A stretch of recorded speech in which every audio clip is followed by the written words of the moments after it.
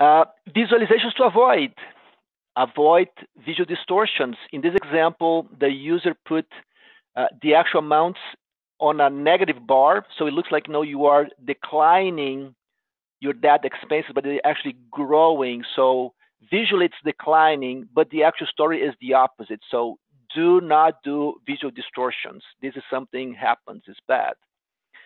Another visual distortion, if I look at this, I have the perspective of the territory 2 is usually half of my territory 1.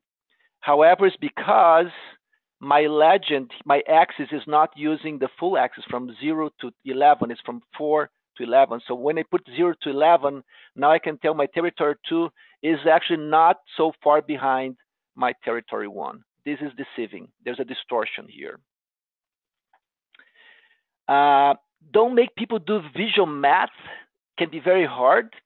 So if I ask, what is the market share change over time? So I have different months, different territories, and if I try to understand, it's very hard using this perspective, the pie chart. If I use this perspective, so much easier. So east to west, it's a decline. In May, the west is less. In January, east is so much bigger than west. So this is a little better to get the representation.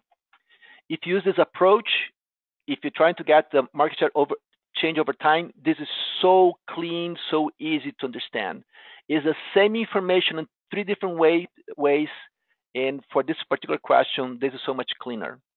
However, this one tells me very quickly that January and May, I have about half of my sales, while in this one, March and April, I have about half of my sales.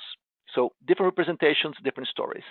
But avoid visual math. Sometimes you have to put them both together to give different answers to different kind of questions. Don't use pie charts for comparing similar data points. In this example, this is 3 different time frames. What's going on? I can tell. If I put in bars, I can tell the beginning. It was growing, and at the end of my period, this is declining. So pie charts, horrible for comparing similar data points, especially change over time. In 3D, usually 3D is deceiving. If I look at this, it seems that S and D is about the same as this one. However, if I put in a bar, actually S and D is about 50% smaller. I'm sorry, this one is 50% bigger, but looking at this, you can tell. So usually 3D charts are deceiving, so try to avoid them.